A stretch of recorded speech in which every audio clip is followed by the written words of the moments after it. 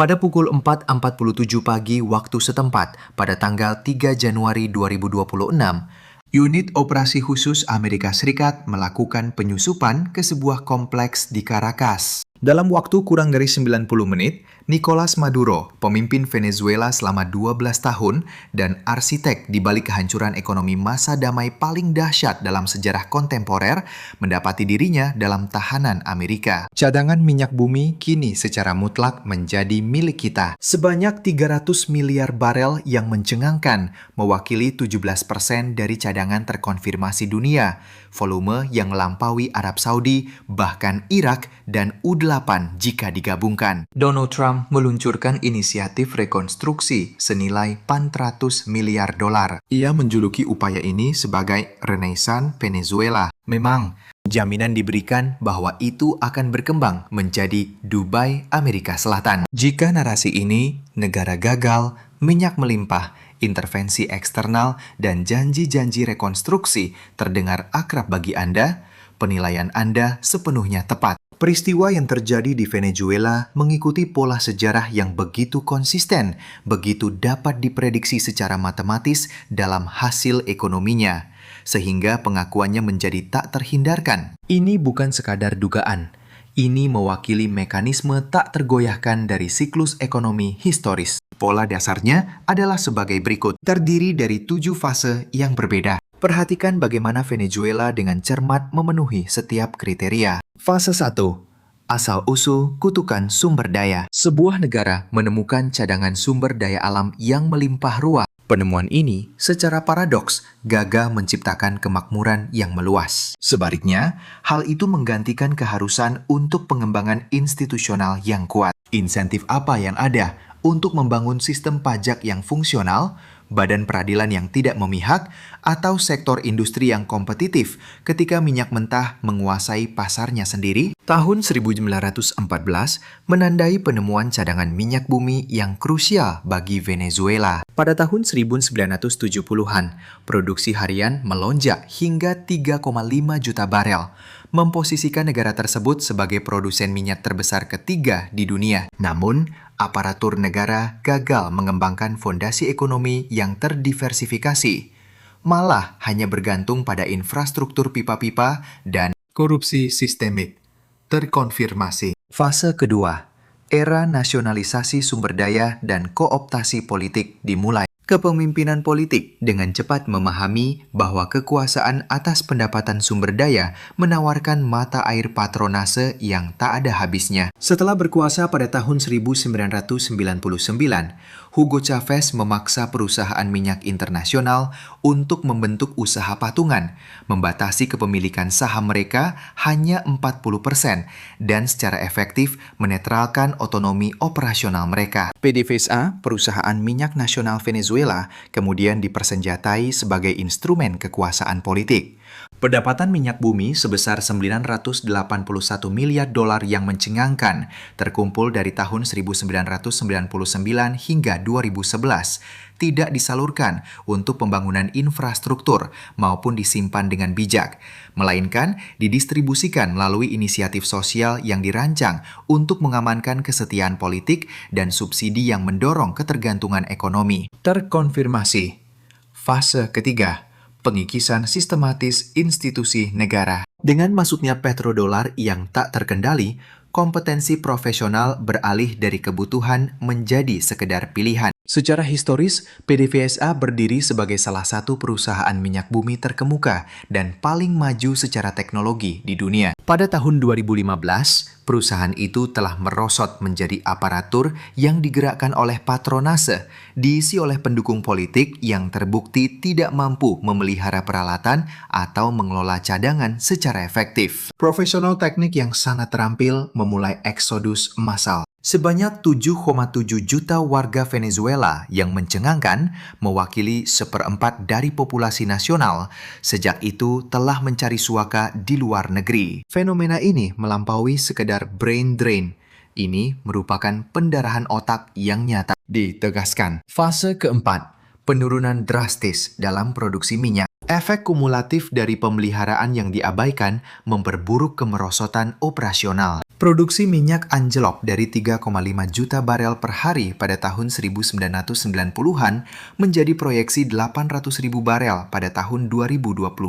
Angka ini mencerminkan penyusutan ekonomi yang mengejutkan mencapai 77%. Diperkirakan, 300 miliar barel cadangan minyak mentah masih terpendam di bawah permukaan, belum tersentuh. Namun, kemampuan Venezuela untuk mengekstraksi sumber daya melimpah ini telah sangat terganggu. Upah minimum bulanan di negara tersebut hanya mencapai 130 bolivar. Jumlah ini, jika dikonversi, setara dengan sekitar 40 dolar Amerika Serikat. Perserikatan Bangsa-Bangsa menetapkan 2,15 dolar Amerika Serikat per hari sebagai ambang batas kemiskinan ekstrim. Akibatnya, para pekerja Venezuela harus bertahan hidup dengan kurang dari 1/5 ambang batas kemiskinan internasional tersebut. Verifikasi. Fase kelima, gagal bayar.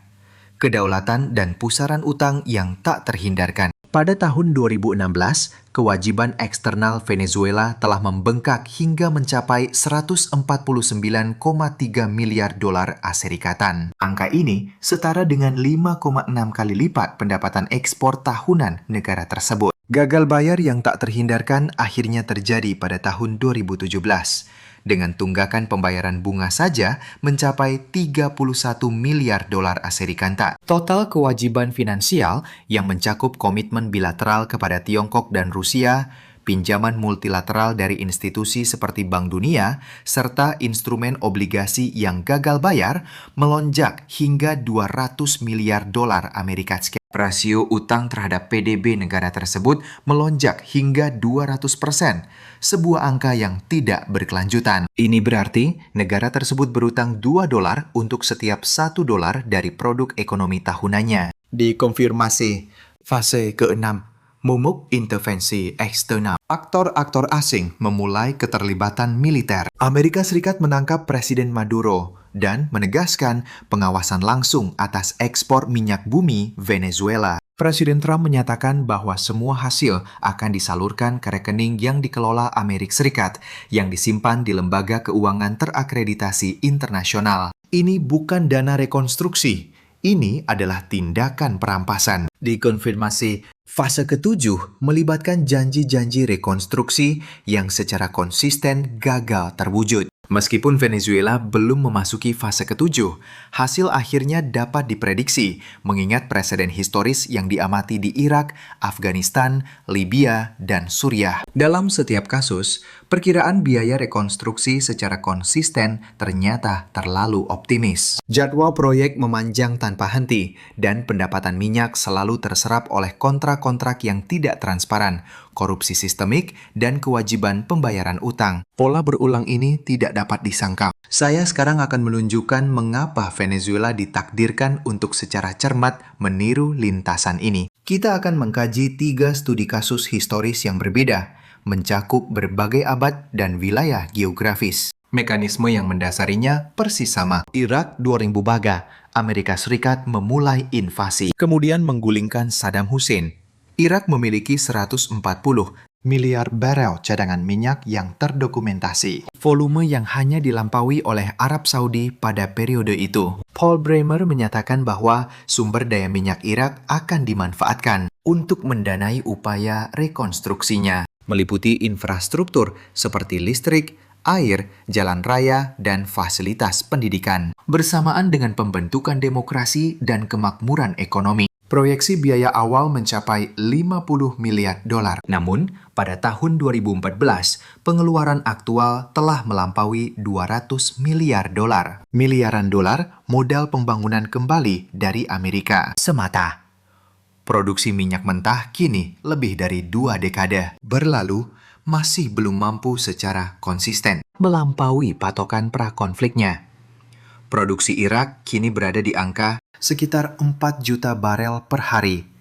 Angka ini setara dengan volume produksi tahun 2002. Upaya rekonstruksi Irak goyah, bukan karena kurangnya modal, melainkan karena seseorang tidak dapat membangun kembali struktur fundamental di tengah kekosongan keamanan yang merajalela, tanpa adanya pemerintahan yang sah, di mana setiap dolar menjadi magnet bagi pihak-pihak yang mengeksploitasi kesempatan. Pengalaman Afghanistan dari tahun 2001 hingga 2021. Dengan kekayaan sumber daya yang berbeda, mineral bukan minyak bumi, namun dengan paradigma operasional yang identik. Amerika Serikat mengintervensi pasca 9/11, berkomitmen pada rekonstruksi nasional negara tersebut.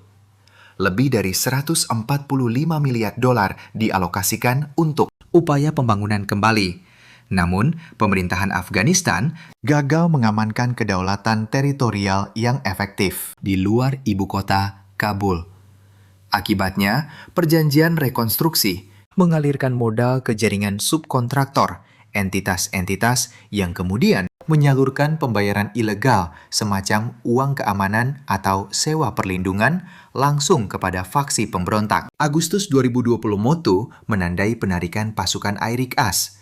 Titik krusial ini menyaksikan aparatur negara Afghanistan mengalami keruntuhan yang sangat cepat dalam rentang waktu 11 hari yang mengejutkan. Setiap kerangka institusional yang dengan susah payah dibangun selama 2 dekade lenyap menjadi usang dan tidak relevan. Membangun kembali sebuah negara menjadi tantangan yang tak teratasi ketika secara fundamental ia tidak memiliki memori institusional yang mendasar, aparatus keamanan yang terpadu, monopoli kekuatan yang sah, dan kapasitas fiskal yang memadai. Libya 2000 Intervensi NATO berujung pada penggulingan Muammar Gaddafi. Libya menguasai cadangan minyak terbukti sekitar 48 miliar barel, khususnya minyak mentah ringan dan manis berkualitas premium di pasar. Pasca intervensi, Libya terpecah belah menjadi lanskap otoritas pemerintahan yang saling bersaing. Kelompok paramiliter merebut kendali infrastruktur minyak vital.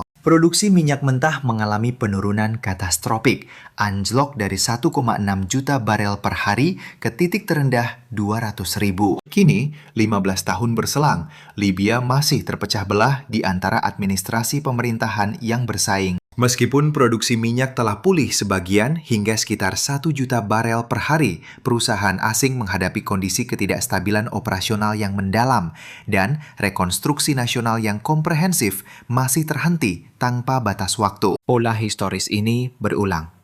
Intervensi eksternal, janji dividen sumber daya, kekosongan institusional yang menyusul, dan kegagalan tak terhindarkan dalam rekonstruksi negara. Kini kita beralih untuk menerapkan kerangka analitis ini pada situasi kontemporer di Venezuela. Venezuela melampaui ranah studi kasus hipotetis belaka. Lintasan ekonomi dan politiknya saat ini sudah menempatkannya secara kokoh dalam tahapan 4 hingga 6 dari kerangka kerja yang telah ditetapkan ini. Mari kita bedah realitas operasional yang terhampar pada Januari 2026 ini. Sebuah persimpangan genting bagi kelangsungan ekonomi. Vakum keamanan yang menganga, pertanda awal ketidakstabilan sistemik. Rezim Maduro telah tumbang. Pertanyaan krusial pun mengemuka.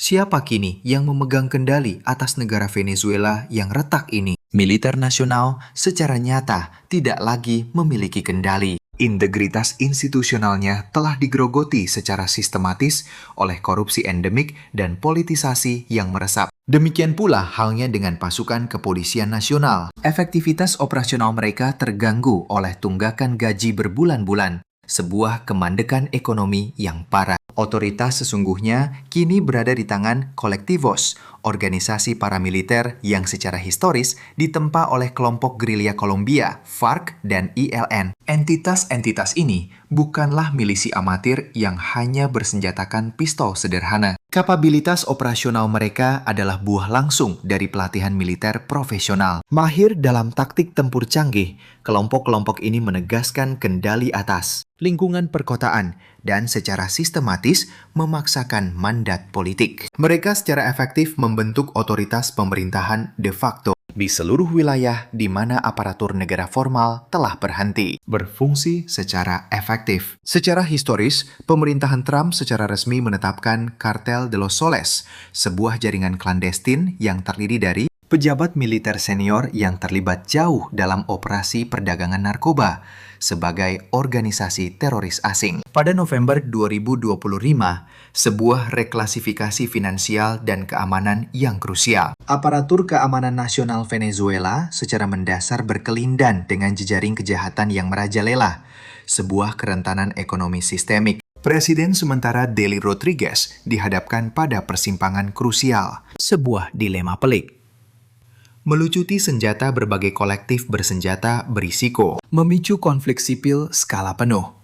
Namun, tata kelola yang efektif mustahil terwujud selama faksi-faksi ini terus bertahan. Rekonstruksi ekonomi, prasyarat bagi stabilitas, menuntut keamanan. Keamanan ini pada gilirannya mensyaratkan pelucutan senjata kelompok-kelompok ini. Namun, pelucutan senjata tersebut sangat bergantung pada kapasitas negara yang tangguh, sebuah sumber daya yang saat ini tidak tersedia.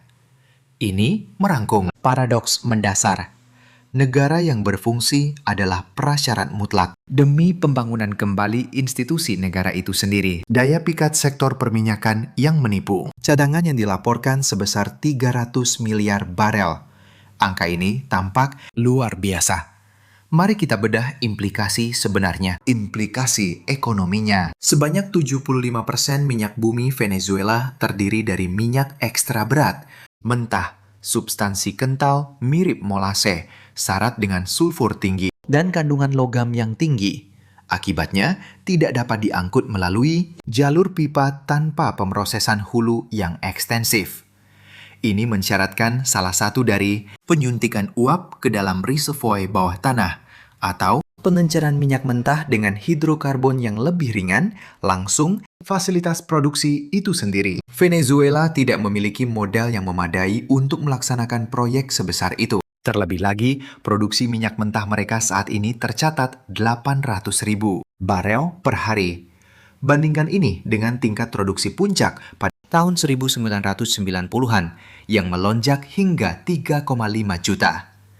Ini menunjukkan penurunan drastis sebesar 77%, yang sangat curam. Ini bukan karena menipisnya cadangan minyak, melainkan infrastruktur penting yang diperlukan untuk ekstraksinya telah hancur total.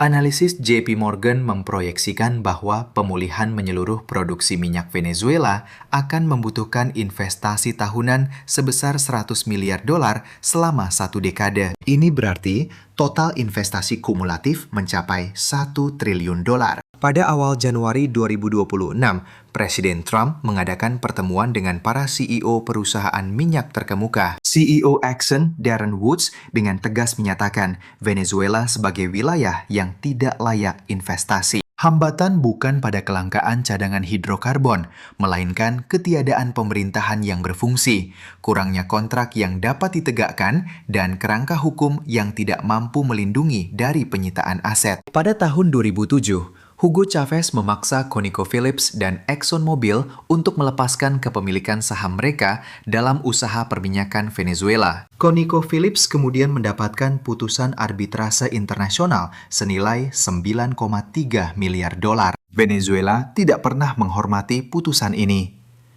Insentif rasional apa yang ada bagi perusahaan manapun untuk menginvestasikan miliaran modal sekarang? Solusi yang diusulkan pemerintahan Trump, kendali langsung Amerika Serikat atas aliran pendapatan yang dihasilkan. Presiden Trump menyatakan bahwa Venezuela akan mentransfer 30 hingga 50 juta barel minyak mentah yang disangsi ke pengawasan Amerika Serikat. Departemen Energi kemudian akan memasarkan barel-barel ini dengan semua hasilnya diarahkan ke rekening yang dikendalikan Amerika Serikat. Ini bukan pembiayaan rekonstruksi, melainkan penyitaan aset terang-terangan yang beroperasi di bawah kedok perwalian. Dan disinilah letak dilema keuangan krusial.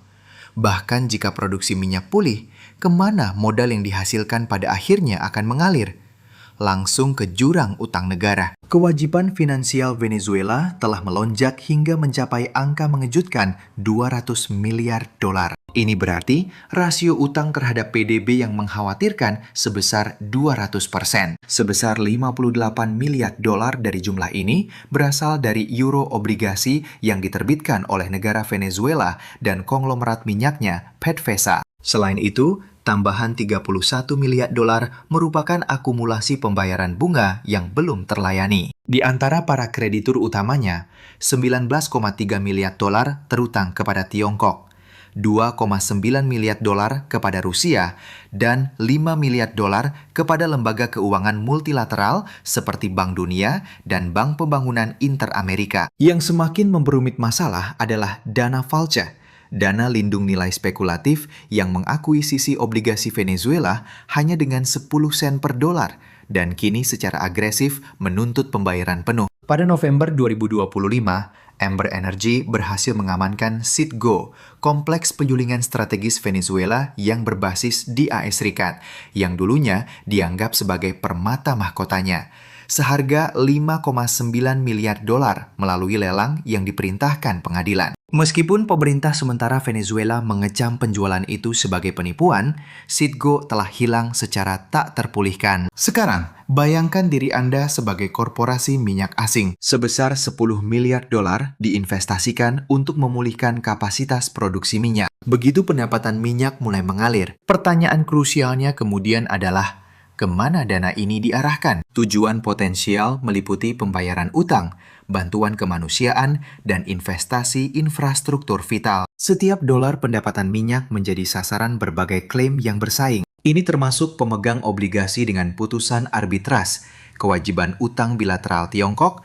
pinjaman Rusia, keadaan darurat kemanusiaan yang mendesak, perbaikan jaringan listrik yang kritis, dan program repatriasi bagi 7,7 juta warga Venezuela yang mengungsi. Restrukturisasi utang negara setelah gagal bayar secara karakteristik merupakan upaya multitahun. Gagal bayar Argentina pada tahun 2001 misalnya, tidak sepenuhnya terselesaikan hingga tahun 2016, sebuah cobaan berat selama 15 tahun. Restrukturisasi Yunani pada tahun 2012 menuntut intervensi substansial dari Uni Eropa, pinjaman signifikan dari IMF, dan penghapusan utang besar-besaran. Yang krusial, Venezuela tidak memiliki infrastruktur dukungan sebanding seperti itu. Dana Moneter Internasional patut dicatat, saat ini tidak memberikan paket penyelamatan. Uni Eropa menunjukkan ketiadaan koordinasi kreditur yang mencolok. Amerika Serikat secara sepihak mengambil alih arus pendapatan.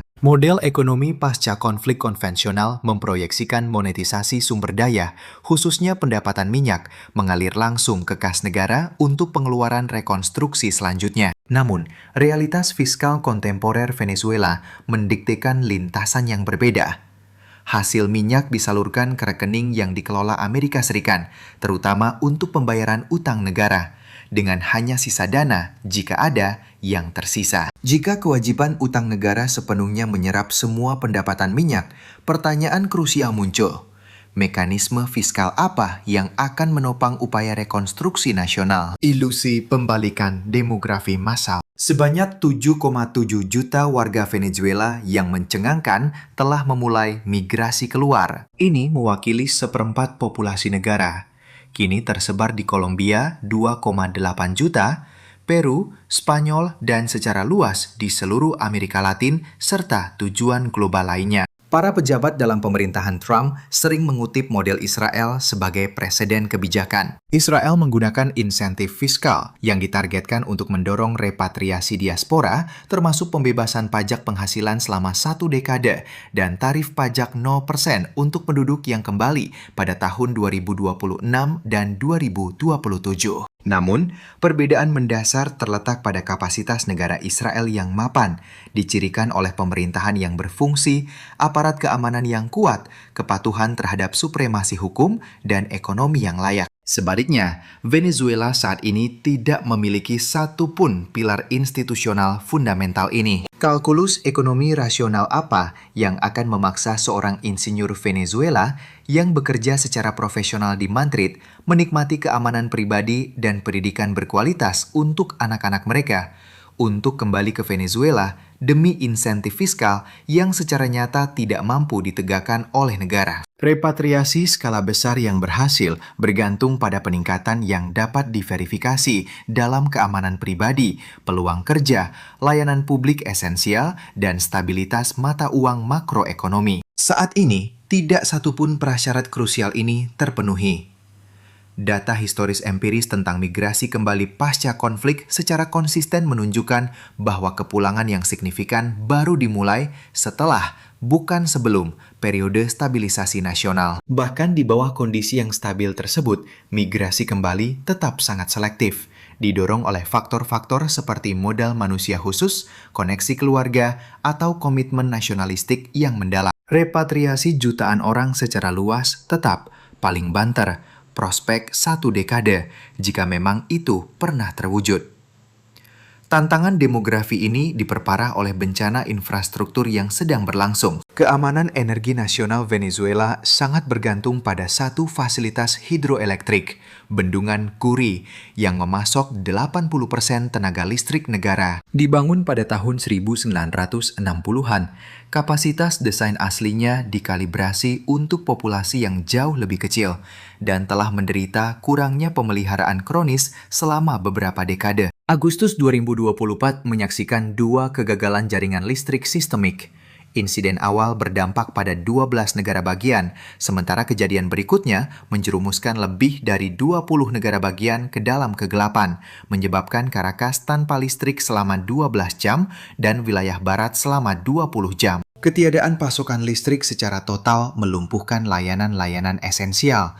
Pemurnian air terhenti, pendinginan gagal berfungsi, dan jaringan komunikasi ambruk. Penelitian sejarah independen mengungkapkan bahwa sebuah organisasi non-pemerintah yang memantau gejolak sosial di Venezuela mencatat 416 demonstrasi publik yang berasal dari pemadaman listrik hanya pada tahun 2023 saja. Pertimbangkan tantangan dalam menarik modal asing. Dirikan operasi industri Anda di Venezuela, di mana listrik secara rutin tidak tersedia selama 20 jam berturut-turut. Pemulihan infrastruktur kelistrikan saja, bahkan sebelum mempertimbangkan jalan, utilitas air, fasilitas kesehatan, dan institusi pendidikan, sudah mewakili pengeluaran multimiliar dolar. Dari cadangan keuangan, mana investasi sebesar itu akan ditarik? Pendapatan minyak bumi Venezuela sebagian besar terbebani oleh klaim kreditor dengan rekening keuangan di bawah yurisdiksi Amerika yang utamanya melayani tujuan geopolitik Amerika Serikat. Minyak mentah negara ini menyajikan tantangan penyulingan yang signifikan. Ia adalah varietas ekstra berat, syarat dengan kandungan sulfur tinggi dan konsentrasi logam yang tinggi, sehingga memerlukan pengeluaran energi yang besar untuk ekstraksinya. Menurut Badan Energi Internasional, emisi metana yang berasal dari operasi minyak bumi Venezuela melebihi rata-rata global sebanyak 6 kali lipat, sementara intensitas pembakaran gas flaring tercatat 10 kali lebih tinggi dari tolok ukur internasional. Danau Maracaibo yang telah mengalami pengeboran intensif selama 1 abad berdiri sebagai salah satu ekosistem yang paling parah terkontaminasi minyak bumi di planet ini, dengan hampir 200 insiden tumpahan yang tercatat hanya antara tahun 2016 dan 2021.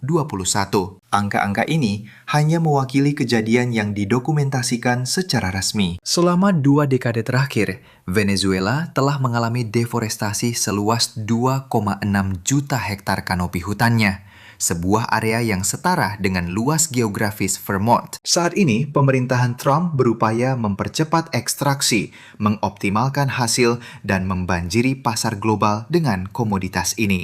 Entitas mana yang ditugaskan untuk mengawasi kepatuhan terhadap regulasi lingkungan? Siapa yang memikul tanggung jawab untuk memerintahkan dan melaksanakan upaya remediasi lingkungan? Mekanisme keuangan apa yang ditunjuk untuk mendanai remediasi ekstensif yang diperlukan akibat degradasi lingkungan yang terakumulasi selama 1 abad? Realitas pahitnya adalah tidak ada pihak yang bertanggung jawab. Sebuah lintasan sejarah yang konsisten muncul.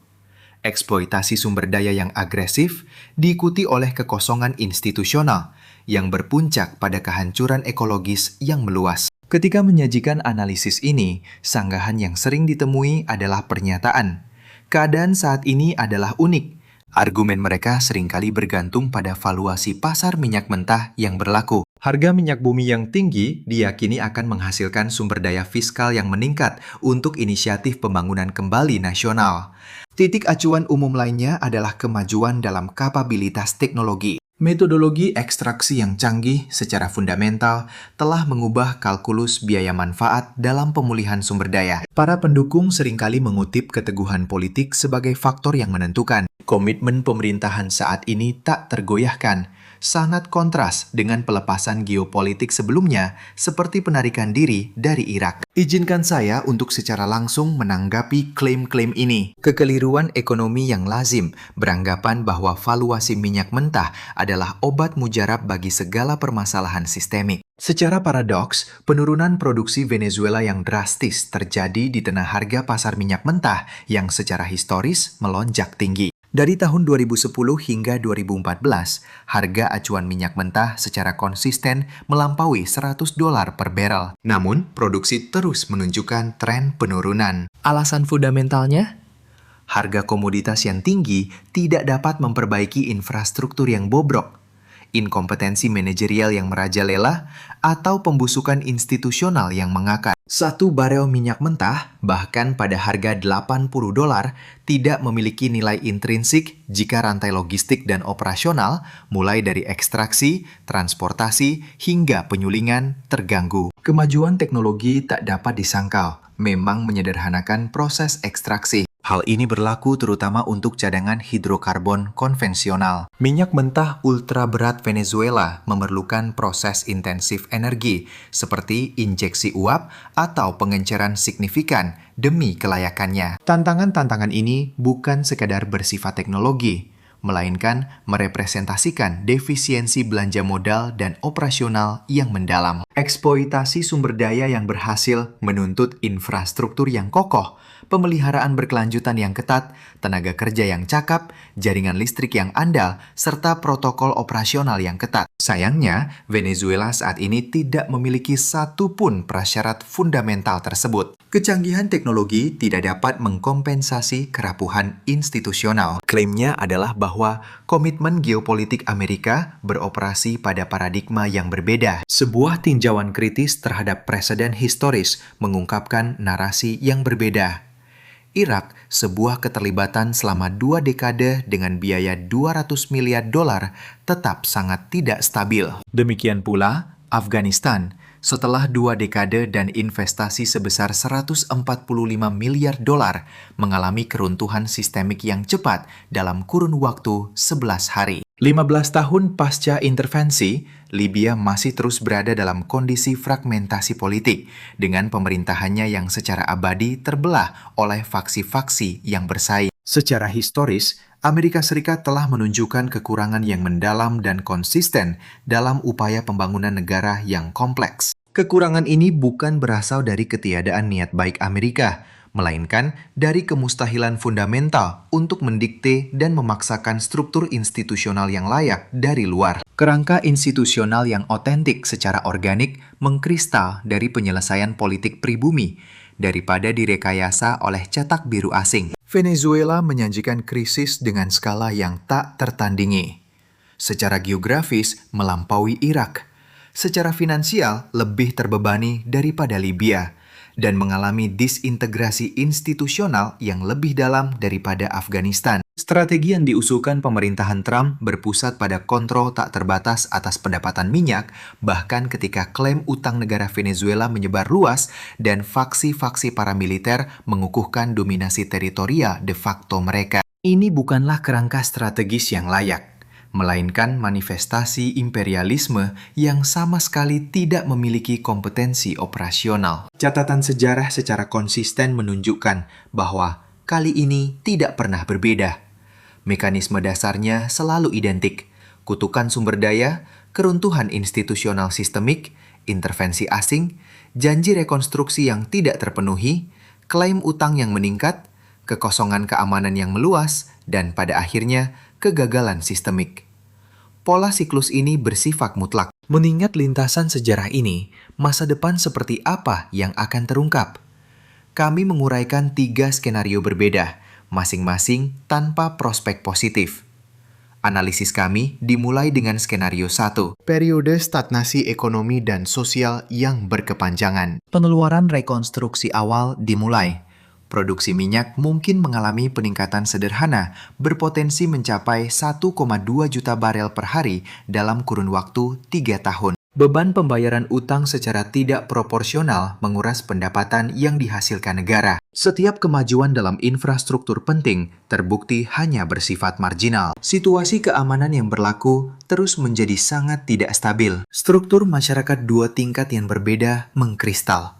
Ekspatriat minyak asing dan elit Venezuela yang terisolasi di dalam kompleks yang diperkuat, mandiri, dan dilengkapi dengan pembangkit listrik pribadi. Sebaliknya, populasi yang lebih luas tetap terperosok dalam keadaan krisis sosial ekonomi yang abadi. Diaspora Venezuela yang besar berjumlah 7,7 juta, sebagian besar tetap berada di pengasingan. Meskipun sejumlah kecil profesional terampil mungkin kembali untuk peran bergaji tinggi di sektor minyak, upaya repatriasi nasional yang komprehensif gagal terwujud. Venezuela secara efektif merosot menjadi tanggungan permanen intervensi internasional, mempertahankan fasad kedaulatan sementara secara fungsional dikelola oleh kekuatan eksternal. Mengejutkan, pandangan suram ini merupakan proyeksi paling optimis di antara skenario yang tersedia. Skenario 2, percepatan cepat keruntuhan sistemik. Post-conflict reconstruction efforts demonstrably underperform initial projections.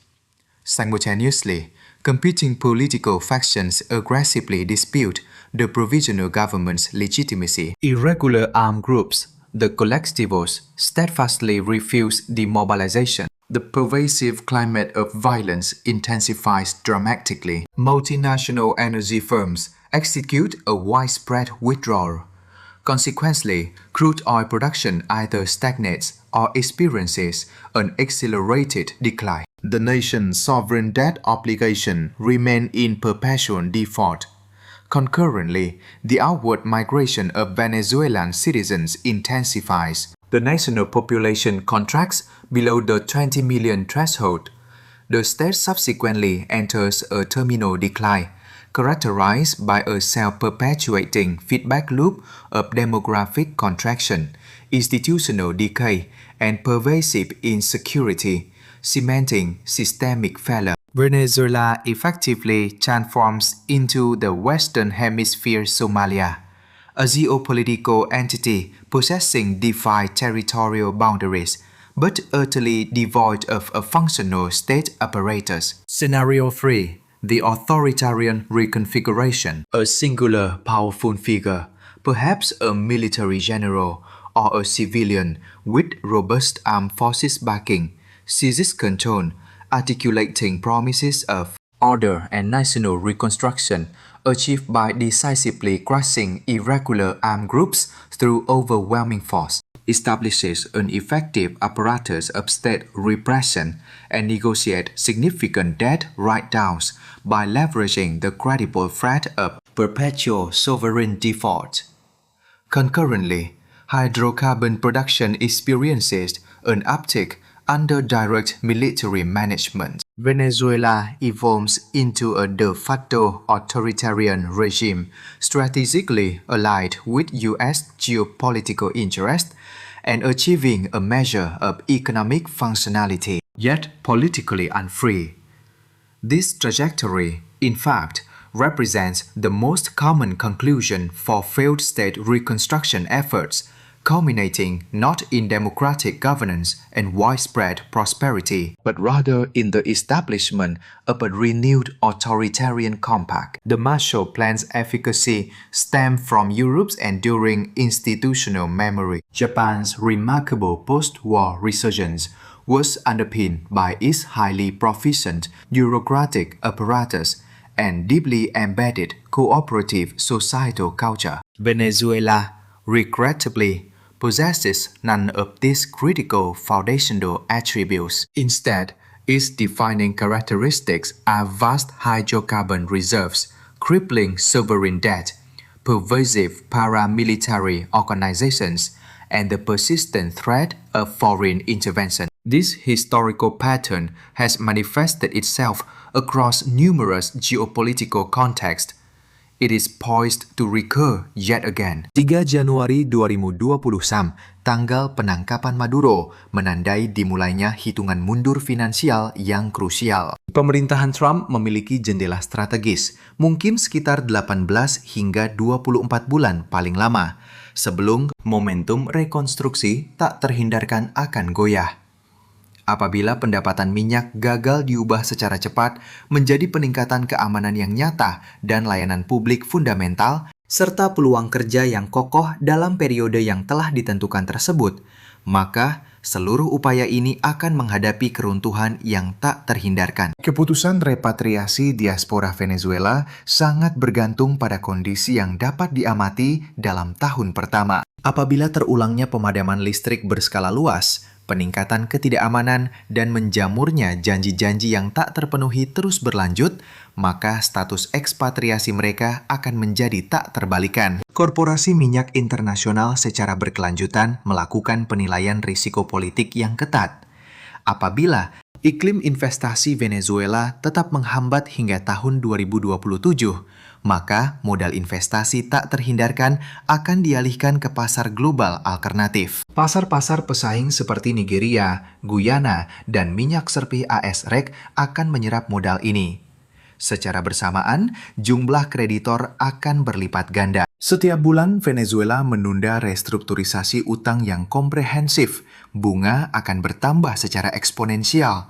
Klaim hukum akan menjamur, dan beban utang negara akan menjadi tidak berkelanjutan secara matematis. Keharusan untuk rekonstruksi nasional meliputi stabilisasi keamanan, pemulihan produksi minyak, penyelesaian utang, layanan publik esensial, dan repatriasi diaspora harus terwujud dengan cepat atau tidak akan terwujud sama sekali. Dan berdasarkan setiap preseden historis, setiap studi kasus analog, serta setiap pola yang dapat diamati yang telah diteliti dengan cermat, keberhasilan realisasinya secara tegas dikesampingkan. Venezuela secara tegas ditakdirkan untuk tidak muncul sebagai Dubai-nya Amerika Selatan. Sebaliknya, dengan menyesal, ia akan bergabung dengan jajaran Irak dan Libya, menjadi studi kasus nyata lainnya yang menunjukkan bagaimana kekayaan sumber daya yang melimpah ketika tanpa kerangka institusional yang kokoh selalu memicu kegagalan sistemik yang abadi. Pola historis ini terbukti tidak dapat diubah. Klaim keistimewaan dalam keadaan seperti ini secara konsisten terbukti tidak berdasar. Amankan langganan Anda sekarang,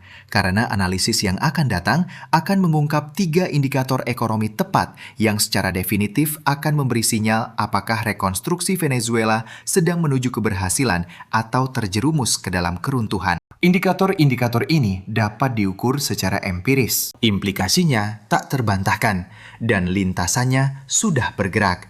Aktifkan lonceng notifikasi. Informasi finansial genting ini menuntut perhatian segera Anda sebelum jendela peluang strategis ini tertutup rapat, tak terulang lagi dalam sejarah. Sebuah realokasi modal global yang monumental, yang akan mengubah landscape ekonomi dunia, kini menjadi keniscayaan. Pertanyaan krusial yang akan menentukan arah sejarah tetap sama. Siapa yang akan berhasil menguasai aset-aset ini secara strategis? Dan siapa yang akan terjerumus dalam kehancuran ekonomi?